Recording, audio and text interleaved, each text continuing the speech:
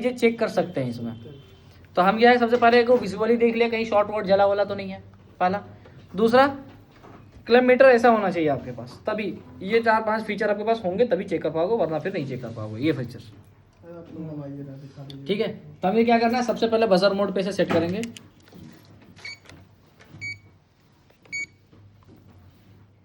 Buzzer mode पे set कर दिया हमने।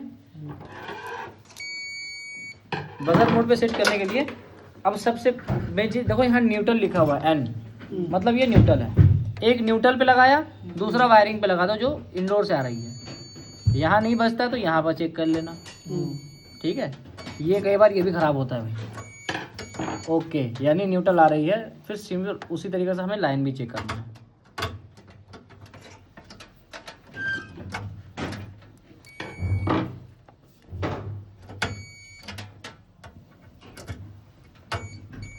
ठीक है, लाइन भी आ रही है, यानी यहाँ तक लाइन आ रही है। इसके बाद हम क्या करेंगे, एक न्यूट्रल में रखा। अब देखो ये धीरे धीरे ये जो वायरिंग है ना, ये रिएक्टर से होते हुए यहाँ भी जंप किया, ये करते हुए ये देखो ब्लैक कलर की एक एरो बनी हुई है, यहाँ पर आ गए A10 पे। और यहाँ देखो छोटा सा कुछ लिखा हुआ है, दिख रहा डिज़ाइन ये वाली। इसका मतलब ये जो यहाँ सिंबल लिखा हुआ है, यहाँ भी देखो AC के पास भी ऊपर में यही सिंबल दिया हुआ है, यहाँ A के ऊपर में, V के ऊपर में, मतलब ये AC सप्लाई है यहाँ पर। इसके बगल में भी एक सेम चीज़ बना हुआ है, मतलब ये वर्ल्ड के हर PCB में आपको मिलेगा। तो सिंबल उसका ऐसे का है। ठीक है, कोई भी ब्रांड के PCB में चले जाओ, किसी तरह के PCB में ये आपको मिलेगा ही मिलेगा। ये मिल गया। अब आधा PCB आपने टेस्ट कर लिया, ये दोनों मिल गया ना, बस एक A9 पे लगा दिया, किसी एक पे चेक कर लो, बजर आने से आ गया बजर, यानी ये न्यूट्रल है। एक 10 पे लिखा हुआ है, दूसरे वाले पे जो ये डिज़ाइन बना होगा कोई भी PCB हो उसी में, तो एक इस पे हमने टच किया और दूसरा लाइन पे, यानी लाइन न्यूट्रल हमने दोनों चेक कर लिया। चलो अब आधी PCB चेक होगा। अगर नहीं बज रहा था तो फिर हम इतने ही दूर सीमेंट का रहना था, हमें यही काम करना था, आगे बढ़ना ही नहीं है। अगर यहाँ नहीं बजता है तो फॉल्ट यहीं पर है। बज गया, यहाँ तक हम आ गए। अब हम पहुँच गए कहाँ पे, लाइन वाले सेक्शन पे। इसके बगल में देखो प्लस और माइनस है, यानी प्लस माइनस का सिंबल होता है DC का। इसका मतलब ये ब्रिज रेक्टिफायर है जिसके 4 टांग होते हैं, जिसमें 2 AC इन होती है और जो आउट होती है वो DC होती है। तो ये AC में DC में कन्वर्ट करने का काम करता है। ये आपस में कभी भी बजर नहीं आना चाहिए। अगर इन दोनों में बजर आ गया इसका मतलब AC लाइन शॉर्ट है, और इन दोनों में आ गया तो DC लाइन शॉर्ट है। तो इन चारों में किसी में भी आपस में बजर नहीं आनी चाहिए। देखो टच करके तो शॉर्ट किया हुआ है, शॉर्ट कर गया, फिर खत्म हो गया गाना इसका, है ना। किसी को भी किसी में बजाओ, बजर में ही चेक होगा। ये यहाँ तक हमने चेक कर लिया, बहुत इजी प्रोसेस है। यहाँ से यहाँ तक PCB इतना चेक हो गया। इसके बाद ना ये बहुत सारे रिएक्टर से घूम कर आती है। देखो जी यहाँ भी IGBT है, तो ये भी बजर में नहीं आना चाहिए, इसको भी चेक कर सकते हो।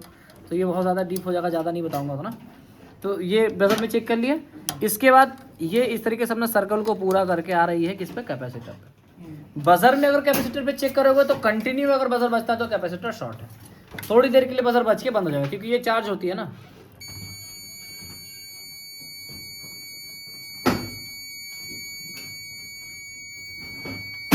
बजने दो थोड़ी देर, ज़्यादा चार्ज हो गया, बंद हो गया। चार्ज जब तक रहेगा तब तक बजेगा। बंद हो गया, अब दोबारा आप चेक करते हैं, चार्ज खत्म।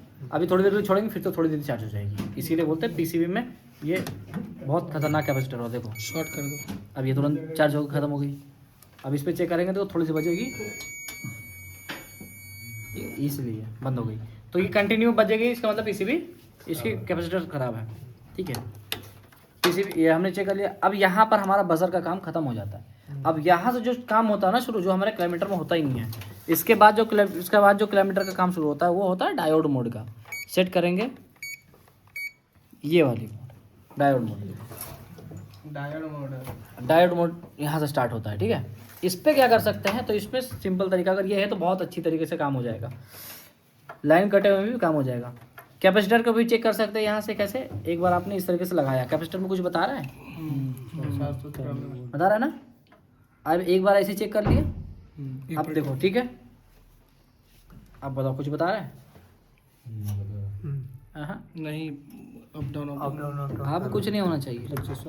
कुछ बता रहा है, कुछ नहीं बताना चाहिए। नहीं बता रहा है ना, नहीं, पॉइंट सही लगा हुआ है, कुछ बता रहा है नहीं, वो होल्ड वाला बटन थोड़ी देर प्रेस करके रखना, दबा कर थोड़ी देर, होल्ड वाला एज का वाला दबा कर रखो। कुछ नहीं, ऑयल ओपन लाइन मतलब कैपेसिटर खराब नहीं। तो ये हमारे पास डायोड है। डायोड को टेस्ट करने के लिए फिर से हम क्या करेंगे, इन दोनों प्रोब को आपस में इंटरचेंज करेंगे। अब चेक करेंगे वापस, नहीं बताएगा, ऐसी चीज करते हैं ना उल्टा करके। आ गया वैल्यू। और फिर इन दोनों पे चेक करने के लिए इन दोनों को हमें चेंज करना होगा, चेक करना होगा इस तरह। अभी आ गया, ठीक है ना। तो डायोड मोड पे एक बार, क्योंकि इसमें एक तरफ से ही हमारे पे वोल्टेज जाती है, आउटपुट होती है एक ही तरफ से, तो वन वे काम होता है, तो वन वे ही चेक होता है। इसके बाद हम कैपेसिटर पे माइनस पे लगा के UVW तीनों बारी बारी चेक करना है। फिर एक तरफ से 0 और एक तरफ से वैल्यू आनी चाहिए। जैसे यहाँ हम इसको प्रेस करके रखा, एक तरफ से जो यहाँ दिखना था, देखो एक तरफ से ये 0 बताएगी, अभी 0 आ गया, इसमें भी 0 आ गया, इसमें भी हमारे पास 0 आ गया। लेकिन जैसे ही हम इसे इंटरचेंज करेंगे तो ये वैल्यू कुछ ना कुछ बताएगी, वैल्यू आई, इसमें भी वैल्यू आई और इसमें भी वैल्यू आई। इसका मतलब ये ठीक है। ये इतना हमने पूरा का पूरा PCB चेक कर लिया। इतना करने के बाद आपको PCB ख़राब मिलेगी ही नहीं। अगर इतना करने के बाद PCB ख़राब है, इसका मतलब ये लाइट नहीं जल रही है, ये लाइट, इसके अलावा और कुछ ज़्यादा इसमें नहीं आता। और ये 15 वोल्ट 15 वोल्ट वाला तब चेक होगा जब मशीन में हम सप्लाई देंगे। चालू करो। और अगर 2 मिनट, अगर 15 वोल्ट हमने चेक नहीं किया ना, सिंपली सी बात है, अगर 15 वोल्ट वाला ख़राब होगा तो ये जो आपने अभी चेक किया ना, ये वाला नहीं आएगा, ये वाला दिखाएगा ही नहीं। या और हाँ, इसे जब चेक कर रहे हैं ना, दोनों तरफ पलट कर, एक तरफ वैल्यू आनी चाहिए, एक तरफ नहीं। अगर दोनों तरफ वैल्यू आ रही है या दोनों तरफ नहीं आ रही है तो खराब है PCB।